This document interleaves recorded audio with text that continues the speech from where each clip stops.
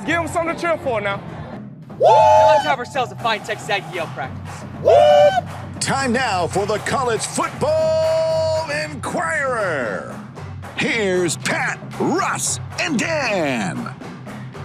All right, welcome to the pod. Monday morning,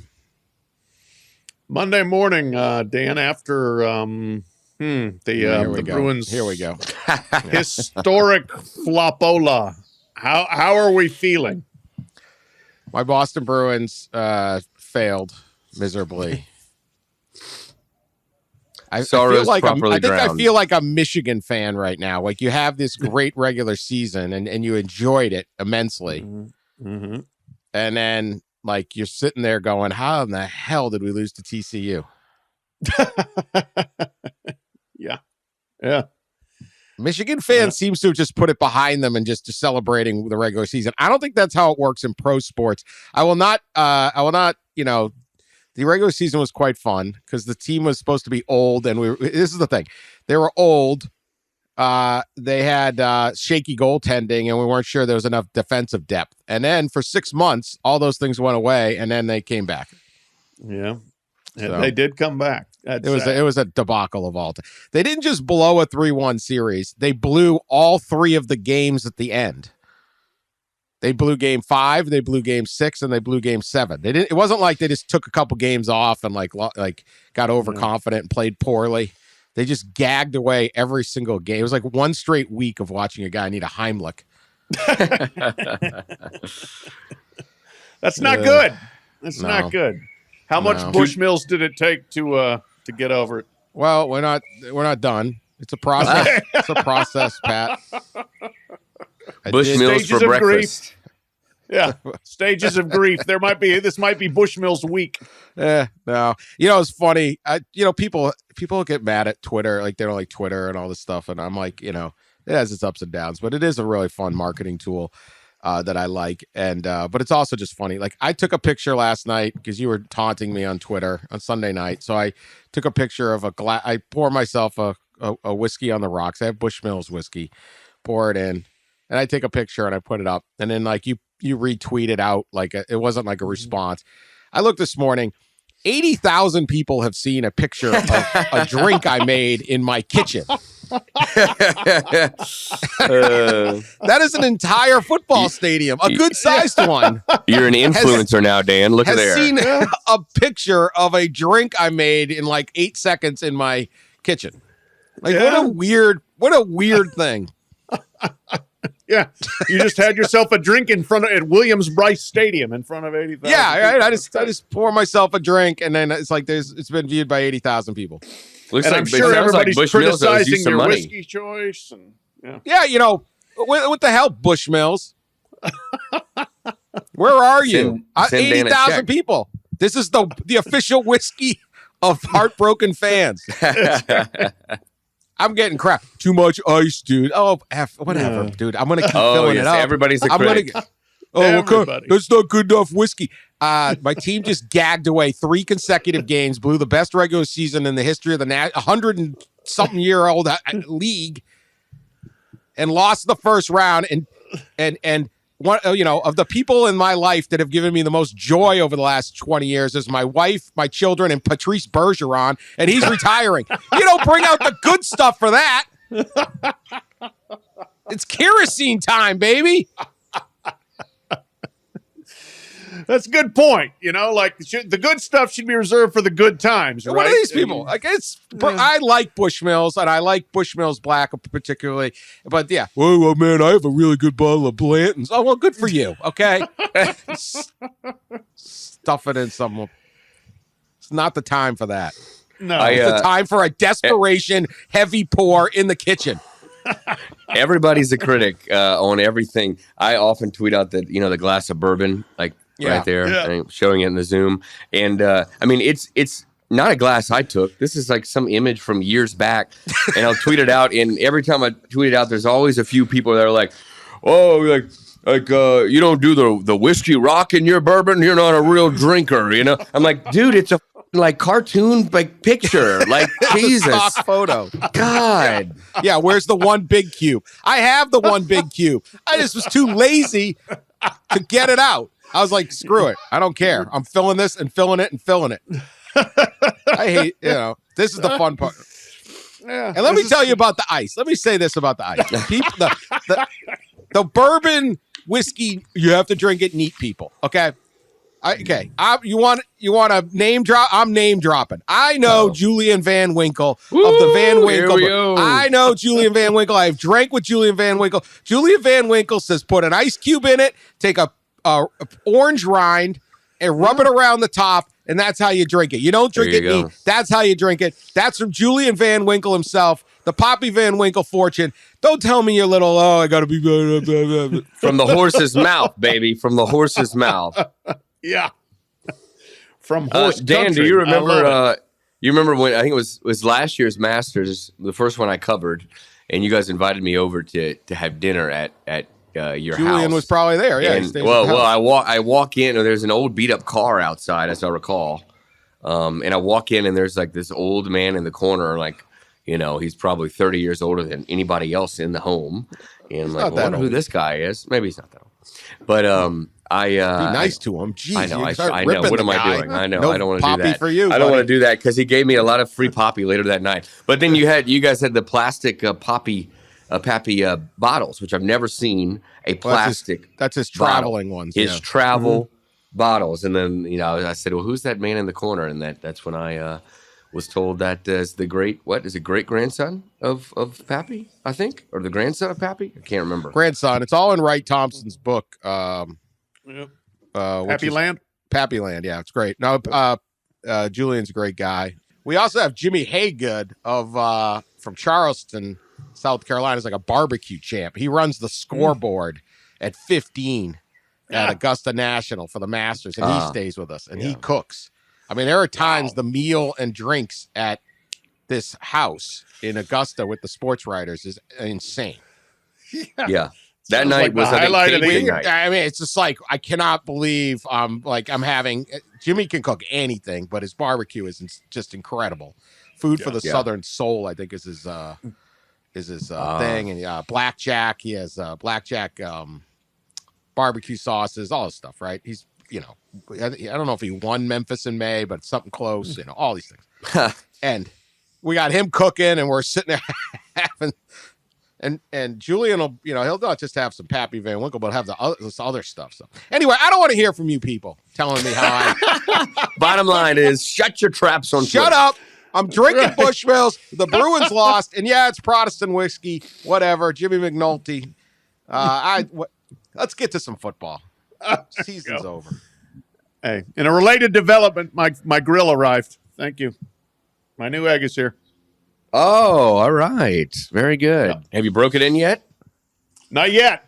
Derby week. It's a little busy, but Derby week. Next week, that's right. I'll be sending y'all pictures of smoked meat. Hold, please. Very good. Very good. Everyone's having good things going on, except for me. Except for you. Dan Wetzel wallows in misery. The rest of us march on. All right. So day 2, 3 of the draft, Will Levis got drafted. So that was exciting. Tennessee got him. Don't want to harp too much on the draft, but was there one story, one player, something that stood out from the last 2 days that you were like, I was happy for this, or I don't know, I think they got a really good player. I don't know. Just one observation or two quick observations. Anyone got any? I got one for you. All right. Continuing my aggrieved screed from the overnight pod last week. Andre Carter, defensive end from Army.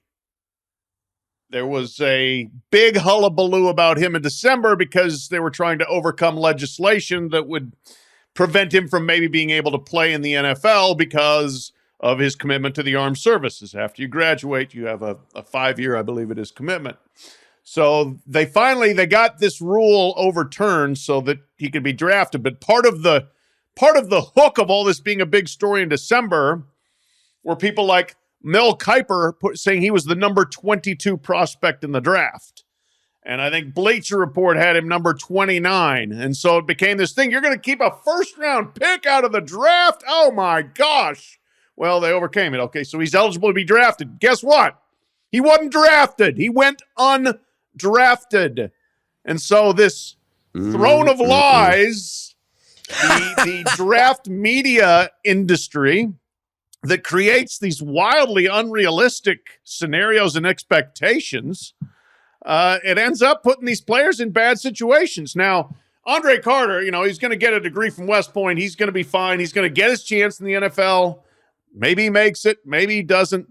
But I sure hope that there aren't, say, juniors in college who look and say, well, Mel Kiper says I'm a top 25 guy, and go on that more than any informed feedback on whether you're going to stay in school or not. Because let's face it, nobody knows in December, apparently, who's getting drafted where. And Andre Carter's the biggest example of it this year. Mel Kiper's observations are not very good. Number 22 prospect to undrafted out of 259. I have an observation. I'm sure everybody saw it because the video went somewhat viral, but Kansas State running back Deuce Vaughn got drafted by the Dallas Cowboys and reunited with his father, Chris, who's a scout, I think, for the or over scouting or something for the Dallas Cowboys. That was just really cool. Awesome moment. His dad, I think, got to call him. You don't make the call, you're going to get drafted, or you've been drafted. Welcome to the Cowboys. He always said, how would you like to come to work with me next week? Yes, it was awesome. Absolutely fantastic. Yeah. Great, like probably the greatest to me, like the greatest kind of clip from this year's draft. Yeah, it was really good, and that's a good player too. I was surprised he was still there. But yeah, that was cool. Speaking of Mel Kiper, they did this thing the other day. They were talking about it on the air. They were basically hyping Mel Kiper up, so he should be in the Football Hall of Fame, which might be true because he did kind of turn the draft into a thing with the concept that I will analyze these picks and call people out for them. Mel Kiper eats a pumpkin pie every day. What? Yeah, this is. During like the Badland hours of the draft, I somehow tuned in on like a Saturday afternoon. They were talking about it. Every day, all year? He tries to eat every day, at least 2 to 3 pies a week. Okay. And he gets the pumpkin pie. A whole pie? Sometimes a pie, sometimes just a slice. But he doesn't really eat the crust. He won't eat the crust on the outside. He'll just eat the pie part, the pumpkin pie part, and then sometimes have a little bit of the bottom crust. And he puts tons of whipped cream on it. And so his thing is you take a scoop, basically a bite, and then you douse it in the ready-made or whatever, the fat-free one, and then eat it. And he eats the pie in the hell every day. I Got to be one of the wildest things I've ever seen. Yeah, that is bizarre. It's concerning. That is extremely weird. You spray, eat. That's what he calls it. Don't eat the crust. That's hydrogenated oil. Like when you're going with the so now he's health conscious, though he devours 3 pies a week. He loves pumpkin pie. Who knows? So, I like pumpkin pie too, once a year. Yeah, it's a weird pie to like all where the do time. you even find pumpkin pie in May? Like, I know. I'm guessing Mrs. Kiper knows how to make a. I guess. After I have no idea if Mel Kiper's married or not. Maybe not. No one would marry a psychopath who eats pumpkin pie every day. Exactly. But maybe I assume he does. He is. You would learn that, right? Or you just go get your local grocery store is going to make one every day if you're going to buy it. Yeah. I don't know. Yeah. Anyway, weird thing. He was. So I don't know if that helps or hurts his credibility. I'm as a man of consistency though. Definitely alarming consistency, disturbing consistency. Here's the guy I liked out of the draft. I know this is deep. 5th round pick, Colby Sorsdahl. He is going to Detroit. He is an offensive lineman, 6'6", 301. And so he gets drafted out of William and Mary. FCS William and Mary. And this is what I liked about him. So he graduated last year. He had the ability to transfer portal to any school in the country. He had all sorts of offers from the SEC and Big Ten and everywhere else.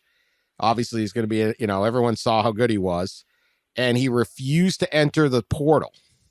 Maybe he didn't have offers because that'd be tampering, but let's just say there was, possibilities. He had a reason to believe, yeah. He wanted to captain the William and Mary team and make a run at the FCS championship. Wow. So he stayed. And they went 11-2 and made the playoffs. I don't know if this guy, I've never heard of him until I was not watching. Sean knows FCS football, so maybe he's got some, but even then, I don't know if you watch Colby Sorsdahl play in the middle of or offensive tackle at William and Mary.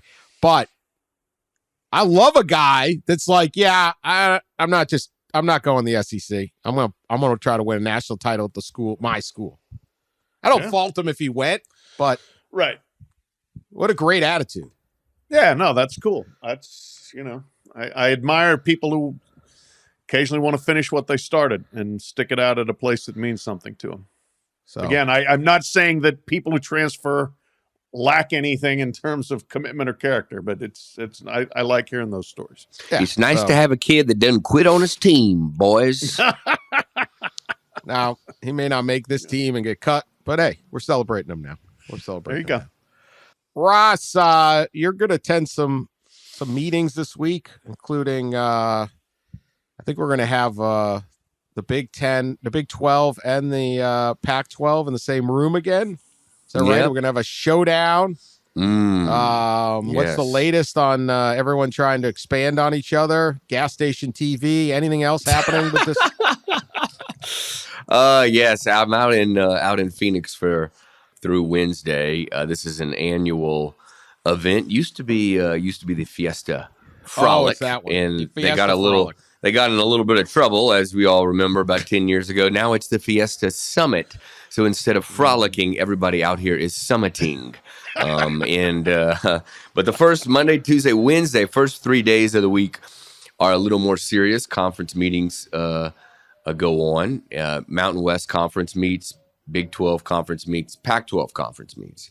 And it's athletic directors, coaches of those, and some presidents, I believe, are here as well. Big 10 usually meets. They're not going to meet here this year. Some might be here, but they're not going to meet this year. But yeah, the big story entering this thing is Big 12 versus Pac-12, and what seems to be a brewing rivalry for territory, a battle for territory, as we all know. So Brett Yormark, commissioner of the Big 12, and George Kliakoff, commissioner of the Pac-12, will obviously be holding meetings with their ADs and coaches and some presidents in the same facility a week after they both attended CFP meetings in Dallas together. So getting a lot of FaceTime with one another, and as we all know, I think enough has been reported on it, is that the Big 12 is interested in some Pac-12 teams. If the Pac-12's TV deal isn't great, the Big 12 believes it might poach some Pac-12 teams, and Pac-12 is trying to add teams like San Diego State and SMU right in the Big 12's backyard, and I think Big 12 is talking to some of those teams as well. So it's going to be interesting this week. I don't know that we'll have any big legislation passed in these meetings, but it'll be interesting to find out a little more about what's going on with the Pac-12 TV deal. It's kind of what everybody's waiting on. It will begin the dominoes of realignment if the Pac-12 TV deal isn't good enough, and some of these teams really do maybe think about jumping ship. So hopefully we'll find out a little more about that. I was told, last night, I got here yesterday, Sunday, and Sunday night I was told this is going to be a big month, for realignment stuff. Either kind of it happens or it doesn't almost this month. There's a deadline, I think, in a way, June 1 for the Big 12 kind of. There's a deadline kind of July 1 for the Pac-12 in a way. But as we know, these deadlines have been pushed and pushed and pushed. So who really knows? Yeah, theoretically, I mean, it's getting down to crunch time here as far as like for the Pac-12 and their media deal. They don't have to announce something soon, but they've delayed it enough that I think there's an antsiness to like, let's get this thing done. Let's put things on the table, and then people can react accordingly. It's my question, Ross, is in addition to just whatever the raw numbers are in terms of revenue, any ideas on longevity of the deal? I've seen some speculation it will not be a long deal because some schools like Oregon and Washington want to retain the flexibility of bailing out relatively soon if they don't like it. What have you heard there? Yeah, I can't imagine the deal being very long. And we see we see deals getting shorter and shorter just overall right now. Obviously, Big Ten just signed theirs. I think it's 7 years. And used to be these deals were 10 plus. The SECs that it signed a few years ago to ESPN, I think was 12, which is long these days. And obviously the ACC's locked in like a 500-year deal. So we see these long deals in the past, and that's not the case anymore. But it's especially not the case with this Pac-12 situation because, like you said, the long-term viability of the league, I think, is in question. And I think everybody knows right now the landscape of college sports. Everybody's kind of jockeying to get in that top 30 to 40 in the SEC and in the Big Ten. And so there's a sense that this Pac-12 deal will not be more than 5 or 6 years, in length. When you're talking to people, what in the Pac-12, when I am, it's this unease of how much. It's like a sliding scale. We need money, but we need exposure. The streaming, everyone seems a little sour on streaming. But there's also a bit of like, well, we might be over the air or on basic cable, but if we're going up against the heat of, it's like those Saturdays when they have 4 games going on. And it's like, look, man, if LSU and Alabama are playing at 3:30, you can be on network, but who's watching the other, and the Big Ten's got their game, and how hard is it? So like, what are you hearing that's that concern? The sliding scale of we need money, but we can't just be on streaming. We've got to find a way to get on something that somebody can actually watch us. Cause certainly the corner schools, Oregon, they need exposure, and they need exposure nationally. They have to recruit nationally. Absolutely. I think, and I'll preface this by saying something I've said a few times already on this show the last few months. And I think all three of us have, in a way, we've shied away from reporting any big headlines with this situation because, man, I don't know what to believe from who with this situation because, the Big 12 is saying one thing, the Pac-12 is saying another, the networks are saying something. It's just, the teams like the SMU, San Diego State are saying another thing. It's just been really like complicated to get a hold on this thing. But I think what you're saying is accurate with it's more than just the money. The visibility is so important. And I think, and I'd heard like earlier this spring that George Kolakov had kind of a deal. The money seemed to be pretty good. Was it better than the Big 12? I don't know, but it wasn't far off, if it wasn't better. But the visibility was the issue. And the streaming was the issue. Too much streaming, maybe not as much linear.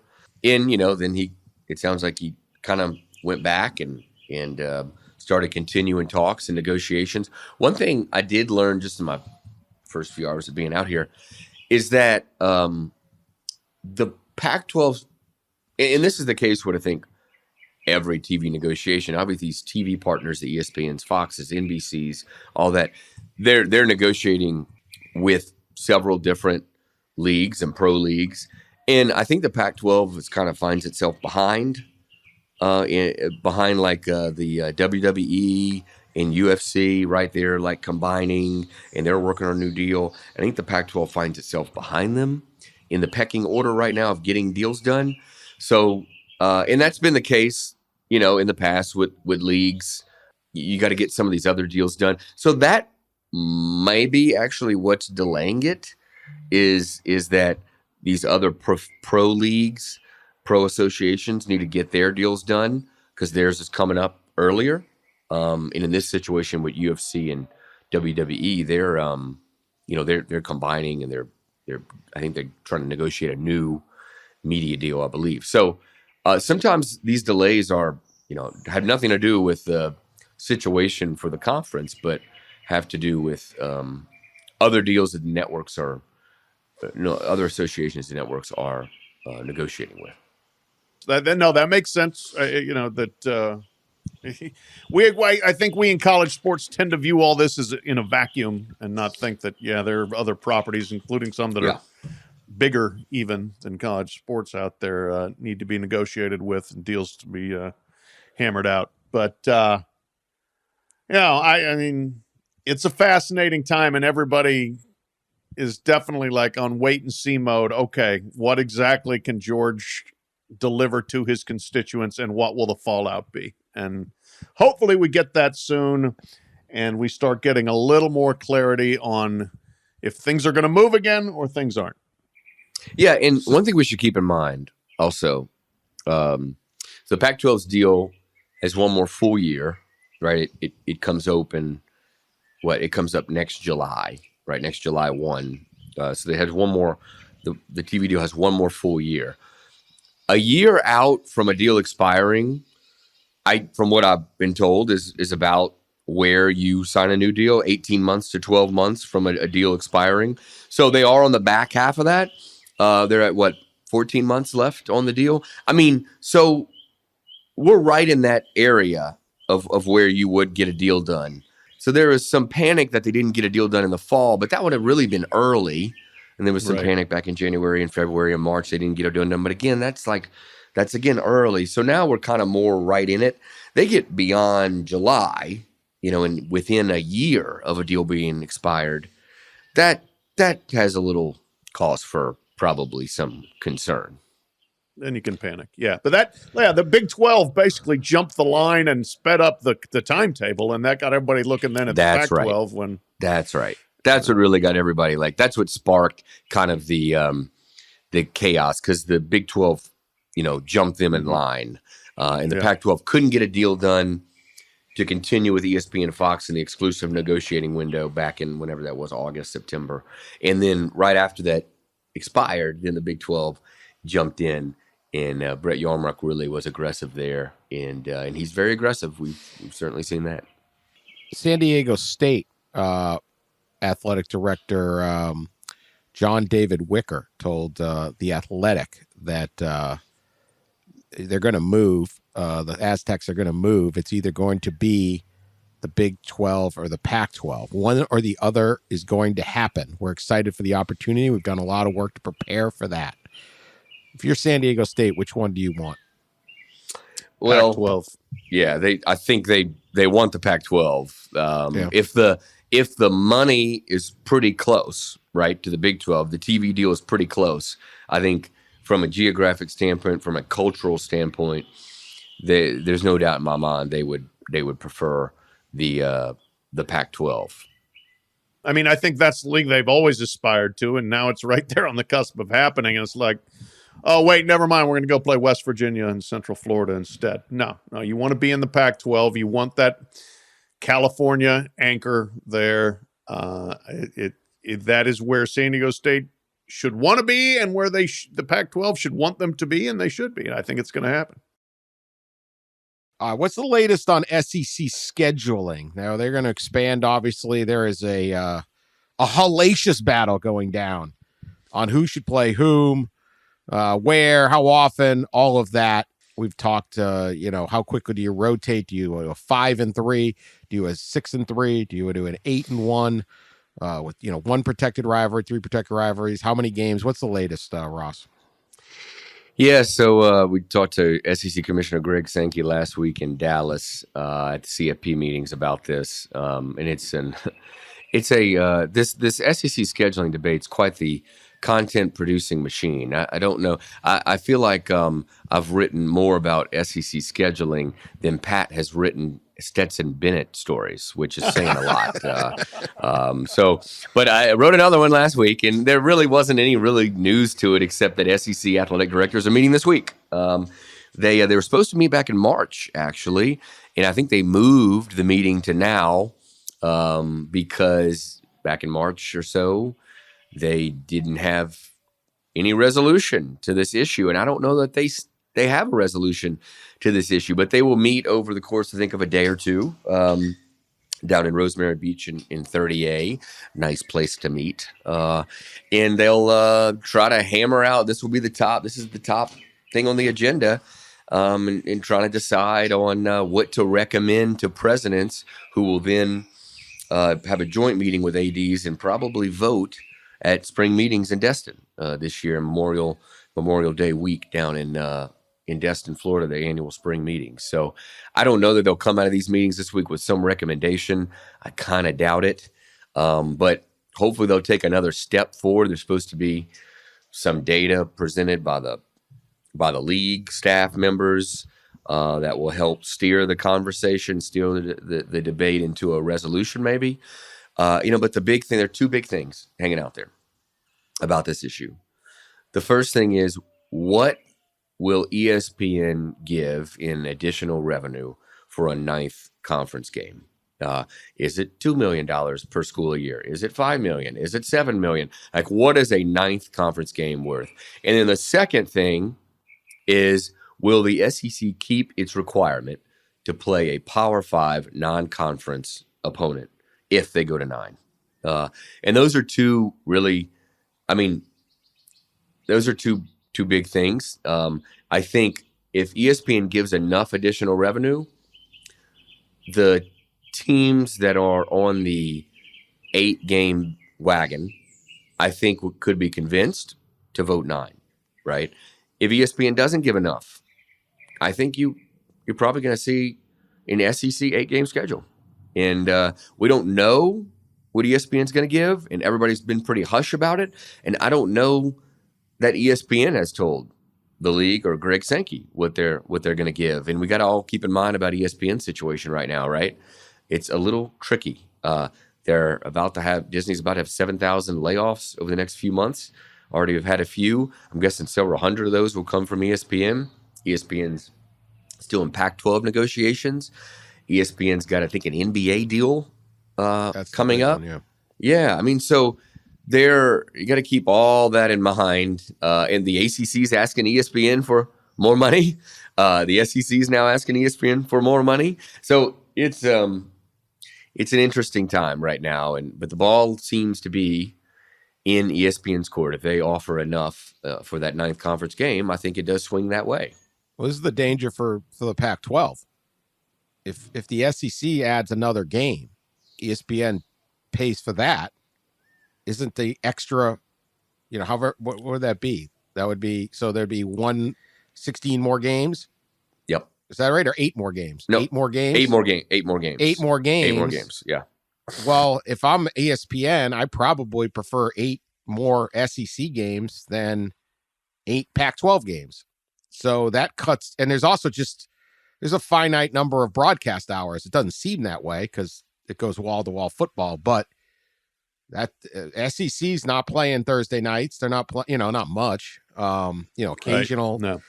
They're generally playing Saturday afternoon. Very rare, at least maybe early season, or I think Mississippi State might have hosted a couple of those Thursday night games, but very rare. Been a while. Yeah, been a while. Yeah, it's been a while. They used to do some, like Auburn did some, Kentucky, but it's been a while. Yeah. Well, this is a great point, actually. And this is part of it, is if ESPN does give some additional revenue, does the SEC throw it some bones, including Thursday night games, including, week 0 games, right? That's interesting. Thursday night college football is so wide open. It underperforms because no one wants to play the game. So we get a lot of American, and we get action during the week, all different stuff. If one of these leagues says that's it, we're going Thursday night, and that's what the Pac-12 or the Big 12 need to do. And I get the problems. It's harder to get your fans there. It's a disruption of just normal campus life. Yeah. Right. Like you're flooding your school with all these people, and some, there's Thursday night classes. Mm-hmm. Like some kid's trying to get to his Econ 100 class, his lecture, and there's, dudes grilling in front of the building. It's like, what the hell? This is a college, as Pat sometimes likes to remind us. So I get it doesn't really work. It works for certain schools, a TCU, something like that. Some of the more city schools where the fan base is a little more closer, smaller stadiums. But that is the one spot, we all get hyped up and we get excited for Thursday night. And a lot of times you're watching and you're like, ugh. And if they ever did 2 games to try to, make that work. Now you're also going up against NFL, but NFL is on Amazon. And so their numbers are not great by NFL standards. There's still like 7 million people watching, but it's not the behemoth of saying, hey, let's play a game on, Sunday afternoon. No, that's not going to work. So it's a real interesting thing, but there are only so many spots. And if the SEC starts putting out more games, now look, you get the home game anyway. You have the rights to the home game, but conceivably there's more good games with 9 conference and then if you keep, like, if I'm the Pac-12, I do not want to see the SEC say, hey, we're going to go 9 conference games and guarantee at least one Power 5 non-conference opponent, right? Because that gets a little scary. That's just gobbling up good games. Because if it's 8, again, you're still getting the rights to the home games of the schools, but it's a lot more, Missouri's going to play whatever, and it's not a game anyone wants to watch. Well, and these two things are connected. The two big questions of how much money how much additional revenue will ESPN give, and will the SEC keep their non-conference Power 5 requirement? Those two things are connected, because if you're ESPN, you obviously want them to keep that non-conference Power 5. That way you have ownership of those games potentially at home. And so that plays into it too. So if you're ESPN, you're like, you probably come to the bargaining table and you say, all right, we'll give you, I'm just throwing out numbers. We'll give each SEC team an extra $5 million a year to play a 9th conference game if you keep your non-conference Power 5, number one. If you give us 3 Thursday night games, if you give us 3 big Labor Day matchups, maybe even 1 week 0 conference game or something like that. They're going to want some other stuff, and I think it's been discussed. So, and I think that's what's going on this week down at Rosemary. That's probably a big discussion point. Yeah, I think you're right. There's push and pull here, and for the revenue, you do have to give up something. You've got to play the network's games, and we've seen that. Fox paid a lot to the Big Ten, and I think has had a lot of influence on what the Big Ten is going to do in terms of scheduling, in terms of who's playing, who's in the league even, that sort of thing. So I think that similarly, ESPN, as Ross noted, in an era of significant cost cutting right now, where you just gave Joe Buck and Troy Aikman like $35 million to do Monday Night Football per year. You're cutting costs elsewhere. You don't just turn around and say, yeah, we got plenty more money, SEC. Come on.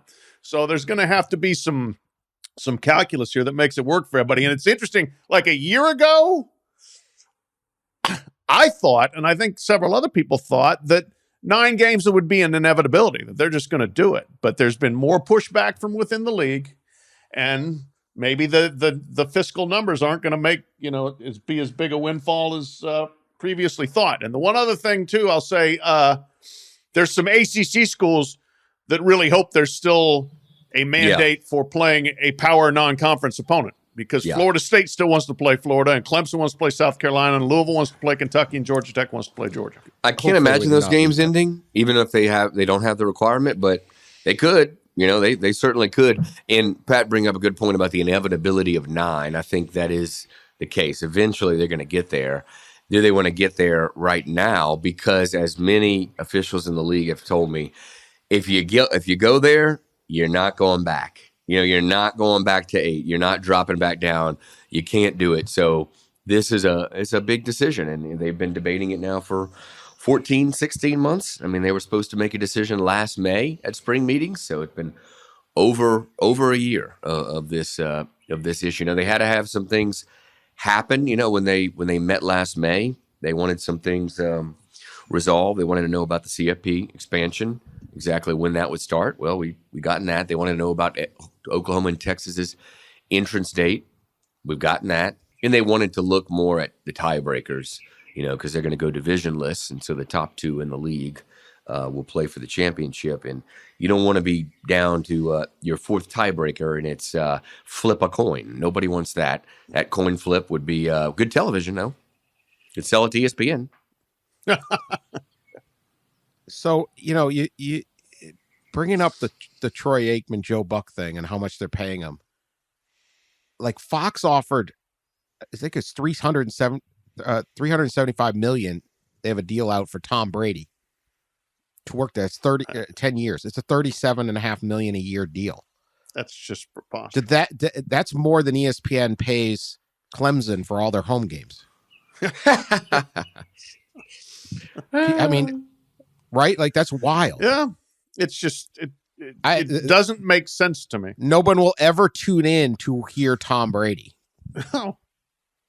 They will tune in to watch Clemson football. Like that. That's wild. We don't have any money. We're paying Troy Aikman and Joe Buck. Like, what? Who gives a crap?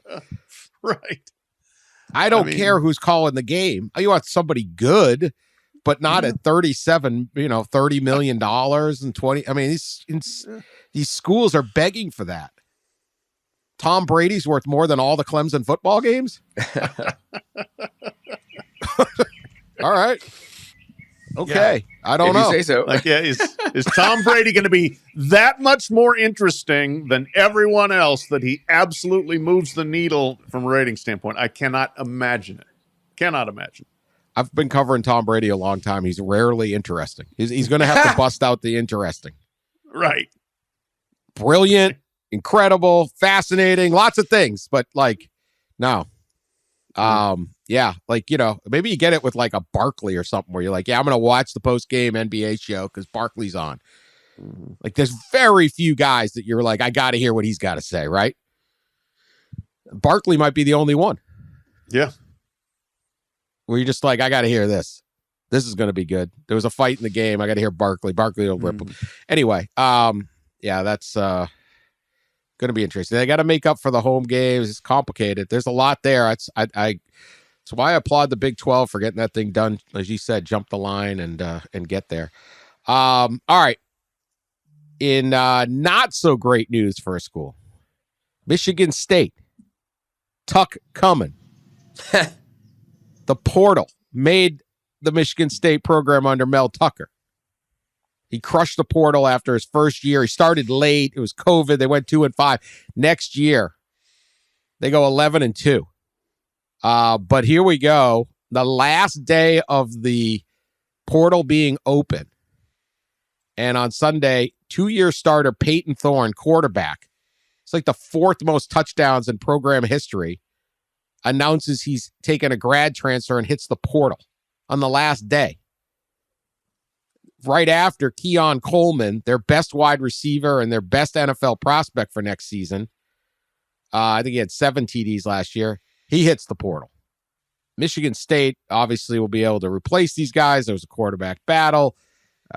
Who knows, right? I'm not going to say the thing's over, but not great, especially on that timing where you're now just flat-footed and you've got to try to hope you can get something out of the portal. It's just not easy to find a guy who started 26 games at quarterback, and let alone an elite wide receiver. Pat, what's going on with the Spartans?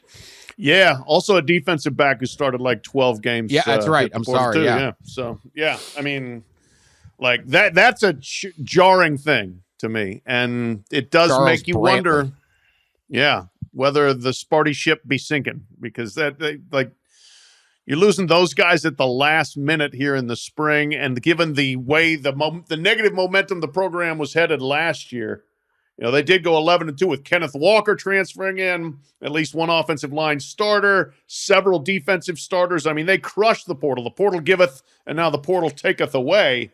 And we'll see if they've got, some guys on the bench that are ready to step up and perform at a high level. But, I would be really worried if I'm a Michigan State fan. I'd be worried if I'm Mel Tucker. And they gave Mel Tucker a lot of money after that 2021 season. And 22 was bad, and now 23 looks shaky.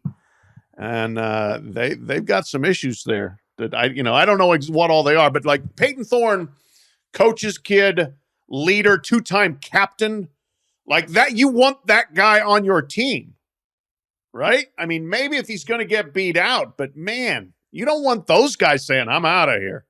That to me hints at a significant issue potentially within the program. We'll see what all, comes out of this in the fallout. But if I'm Michigan State, I'm pretty concerned heading into this offseason. But it seems to be an issue. If you're, if an incumbent starter is not promised the job and at risk of losing the starting job, he's hitting the portal. That seems to be. We've seen that a few times now, and some coach. It's interesting the way some coaches are handling this, and it's too bad out in Phoenix that the Big Ten's not meeting because Mel Tucker would be out here.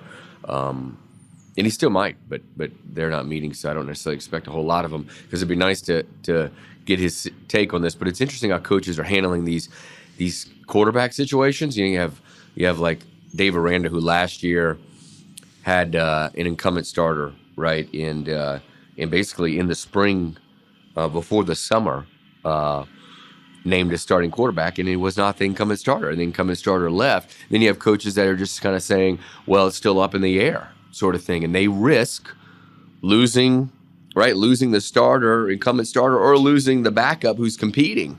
We have a situation at LSU right now, right, where Garrett Nussmeier, really talented kid, is backing up Jaden Daniels, and Jaden's an incumbent starter. I think everybody expects him to retain the job. And Nussmeier, I think a lot of people expected him to enter the portal, but he's decided actually to stay. But in a lot of cases, that player enters the portal. So it's interesting watching this quarterback movement and these decisions from the quarterbacks and the coaches. Double-digit losses last year to Washington, Minnesota, Maryland, Ohio State, Michigan, and Penn State. Lost in double overtime to Indiana. They beat Wisconsin in double overtime. They beat Illinois. It was up and down, but those 6 somewhat non-competitive losses, really are a sign of concern. And we'll see if they can, see what he cobbles together. You never know with the portal. You never know who's coming in, who's going to be. No one thought Kenneth Walker would be Kenneth Walker. But losing 3 guys that are either going to be starters or certainly a quarterback who's probably going to play, especially that position. Not good for Michigan State. That 11-2 season in 2021 seems like a long, long time ago. No, and that contract, I've said this, and I know people don't quite get it, but that contract becomes like, and man, you take it. Not saying don't take it, but it becomes like something other schools use on the recruiting trail against you, even though it's like you're going to be there. You have some job security, but it's like, oh, that guy, like it's almost becomes a joke. 5 wins for $95 million or whatever he ended up getting. It becomes a little bit of like a negative or a way to like tease a team, and another bad season would be, I don't know. We'll see. We'll see what Mel Tucker pulls together. I'm not counting him out, but it wasn't exactly the Sunday that the Spartans were hoping for there. So I don't know if you guys, I think people understand my general distaste of modern country music, but I have heard of Morgan Wallen. He's a very popular Morgan Wallen. Many hit Even songs. I've heard of him. Yeah. Even I have heard. Yeah. All the songs are exactly the same, but people like them. Respect. He's got a sound people want to hear. He recently had a big concert scheduled for Vaught Hemingway Stadium in Oxford, right there on the Ole Miss campus. And needless to say, sold out. I mean, this guy's selling every stadium in the country out, and he sold out. I mean, it's not easy. There's obviously country music, but like there's only so many people living in Mississippi. So they all go down there. And right before the show, he claims to have lost his voice. There are some unconfirmed and now taken back reports that he might have just been really hungover and couldn't do the show, which I at least would respect. Kind of on brand, since most of his songs are about whiskey drinking and heartbreak. But we wouldn't disparage Morgan. Mr. Wallen was suggesting he might have been too hungover to sing. It was clearly a medical condition. His voice went. You did some whiskey drinking amid heartbreak last night. You could have written your own country song. I could have. Yes. He actually has one about sports, the 98 Braves. Really? That could have been it. I should just listen to that. Yeah. How the hell did we lose? We had freaking Pasternak. We lost. The hell do you blow every game? How do you blow it, Pat? Every game. Man. They led it. They led every game. Third period. No, we don't want to win. Anyway, much anger in Mississippi. Now, I also think, could he have been hungover? We do know who lives in Oxford, and we know it's Joey Freshwater. Did Morgan and Joey Freshwater hit the city grocery and just get absolutely tanked? I'm not ruling it out. But this woman went on social media, Mandy Walker Nolan, very angry that her concert was canceled and they're getting ticket refunds, but that's just part of the cost. So Mandy Walker Nolan says to go to the concert, I don't know where she lives, she spent $560 on hotel, $80 on 2 tanks of gas. So it was a long trip. 4 tickets were $1,600. Her outfit she bought specifically for the concert was $120. Got dressed up for a Morgan Wallen concert. Okay. Worse, husband's outfit. $218. Oh, come on. Wait, he cost more than she did? Come on. Yeah. Get out of here with this. God. The poor husband. Does she have the receipts? Yeah, I don't know. dragged into this. Yeah, we need receipts. $218. Your wife drags you to Morgan Wallen and then dresses you up like a cowboy or something. Like, that's just embarrassing. Mr. Mandy Walker Nolan has got to explain himself. They then went to the Oxford Grill House and spent $235. They also went to Cracker Barrel and spent $40. Now, Morgan Wallen had nothing to do with a Cracker Barrel dinner. I mean, come on. They went to Los Perreros. I don't know. $45. This sounds like one of my expense reports. I was about to say, how much did they eat? How many days? How many times did they eat? Well, they were there 2 nights, according to the hotel is $560. I hope it's more than one night. Better be. Yeah. Holy moly. Although maybe not. I don't know. I don't know. In Oxford, Mandy there's not Walker very many of Nolan's them. got some high taste, man. Big taste. Clearly. She went to Rebel Rags, the store Rebel Rags. Oh, which was involved in the law, I believe, in the lawsuit and the NCAA investigation. Oh, yeah. Oh, yeah.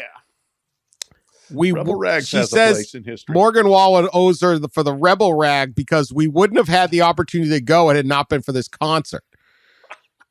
So if it wasn't for Morgan Wallen, they wouldn't have been in the big city of Oxford and gotten a chance to shop at Rebel Rags. How much did they spend at Rebel Rags? $629. Oh, my God. Oh, Get any Louis? Yeah. Gee. Then they went to the concert. He didn't cancel until like 10 minutes before he was supposed to go on stage. Right. Yeah. Drinks at the concert, $220. Wait a Ooh, they minute. got effed up. Yeah, hell yeah. That's why they had to go to Cracker Barrel. Then they bought $235 in Morgan Wallen merch. Oh, my God. This is the richest Morgan Wallen fan. Clearly. Grand total for the trip, $3,982. Oh, Could have gone to Europe. yeah. She puts out her Cash app and I expect my refund tomorrow. Thanks, bro. To Morgan Wallen. Bro. And then, quote, my husband has gone with me to 2 concerts ever. in the 17 years we've been together. Somehow I talked him into this one and dressed his poor ass up in $218 worth of country outfits. And this S happens. She's ticked, man.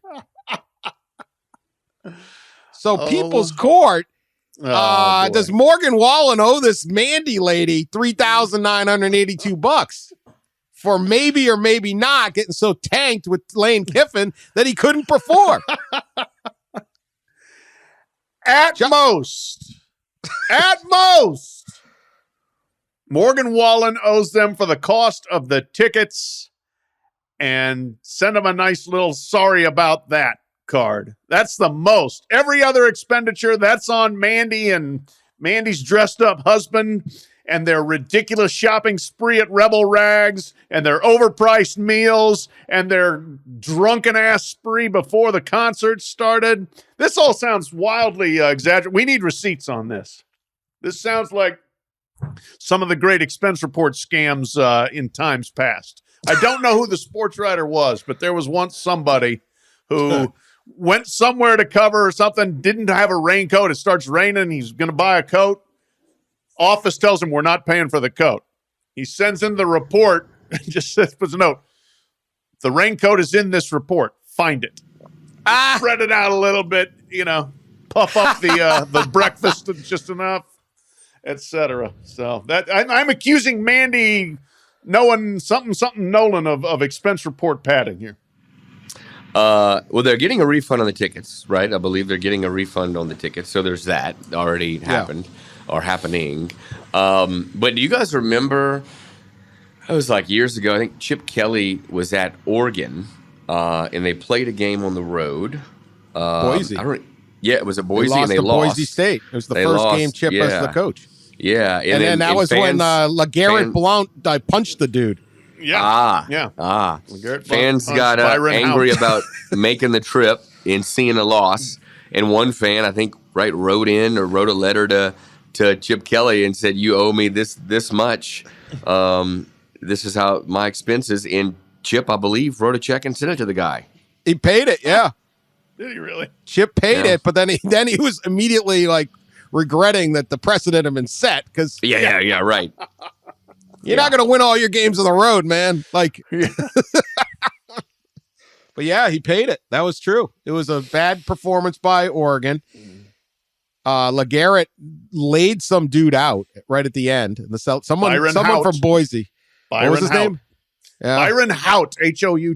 He kind of he walked up to LeGarrette with a like that. He learned the lesson we would all learn. Do not do that with you just don't walk up to LeGarrette.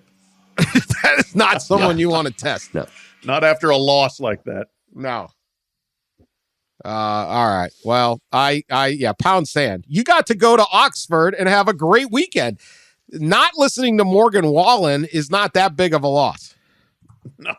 Okay. You got to go to the stadium. You got tanked off your ass on the field. Clearly, you got to hear the warm-up act.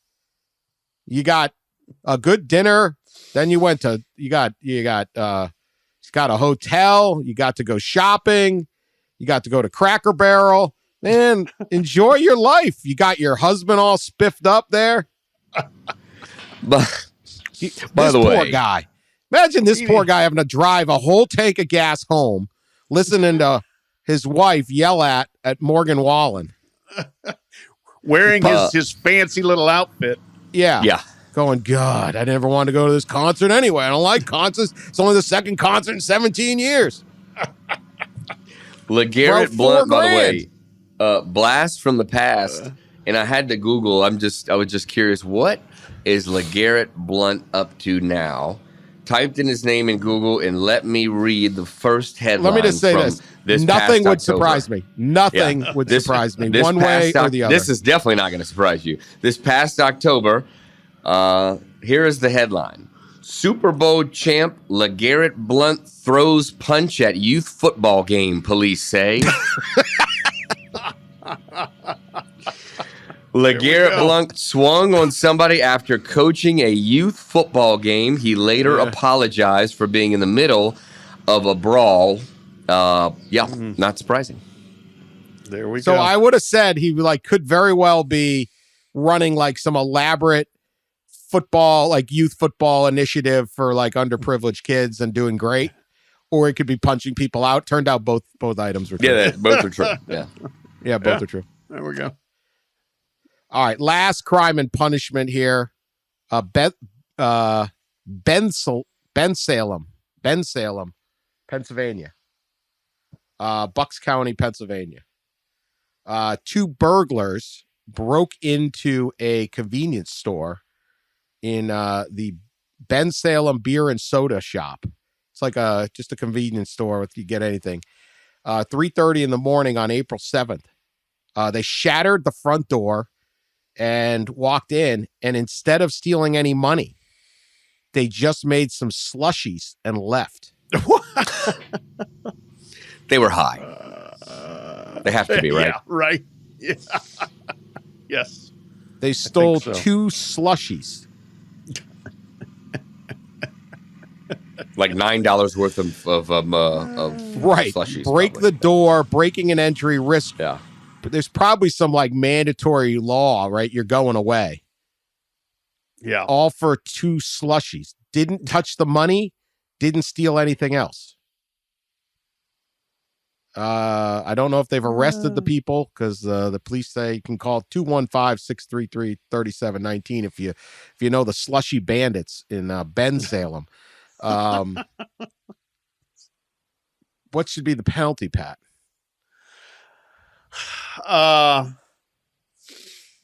Man, no more slushies. I mean, said put their picture, their wanted picture next to the slushy machine in every convenience store in Ben Salem, and if you see them, take away their cups. Like Other a than that, casino, like the casino Yeah, can like right. recognize the card counters. the card counters. Yeah. They I sh- can't get it too much more harsh on them than that. They should be cut off from all marijuana for 6 months. Sometimes you just need a slushy, man. I can't. I'm looking at, they have the surveillance video. I mean, Yeah. yeah, I mean, if I'm going in for the slushy, I'm probably grabbing some Tostitos or something too. Cheetos. they you did know. not. There's beer, obviously. So there's all Yeah. sorts of stuff in there. There's a lottery machine. I mean, Yeah. there is a lot of ways they could have done well. I don't know what these guys. Are they like 11 years old or anything? I mean, is there One a chance was- that they're They're considered men. One was wearing Okay. a gray hoodie, black shorts, white socks, and tan moccasins. Second male was in a blue and white hoodie, black shorts, and had a backpack on. okay? The tan moccasins, we're suspect here. They in terms definitely of- move. They know they're stealing because they're moving quickly, Okay. and they've got the hoods up to try to cover Mhm. up. But yeah, pretty amazing. Pretty amazing. Yep, there they are. They're running out with their slushies. Yeah, I mean, like they don't even grab like a Snicker bar on the way out or anything. Yeah. See, if I'm going in, I'm not leaving without some chips. This is going to be so funny when they have to stand before the judge and explain this thing. It would be fun to be the judge on this one. Your Honor, we only stole slushies. I mean, We could have only stole the- so much more. And you know the profit margin on those slushies? Like they really only stole like 13 cents. It's just ice and like some sugar. Yeah. Come The on. markup is the robbery of the hair. Yeah. On those things. Yeah, let's get existential. All right, that's the show. I think we've done enough. I got to get back to drinking my sorrows away. Keep listening. We're back later this week. I'm sorry. More reports from the Fiesta Frolic. I remember. They're I'm not summiting, changing. not frolicking. Summiting. Summiting. Yeah. Thank God Mel Tucker doesn't have to. Mel Tucker needs to rebuild his roster, not hang out at the Biltmore, Yeah. wherever you guys are. Run up that I, expense tab. Put it on Morgan Wallen's tab. I might have some Kentucky Derby name thoughts. Oh, for us right. on Thursday. We will too. do the annual Pat's rant against bad Kentucky Derby names. I am boycotting the Derby because Wetzel the horse, who finished second recently, did not get an invite. They're scared of us. They're scared of us. Second place ain't gonna move the needle too far. Well, you know what? Dare to dream. No one gave the Florida Panthers any chance. No one gave the Seattle Kraken any chance. Look what happened. True. Look what happened. They're trying to keep us down.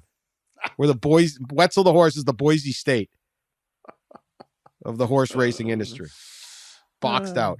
Anyway, we'll be back later this week. Derby, football, who knows what else. Talk to you later.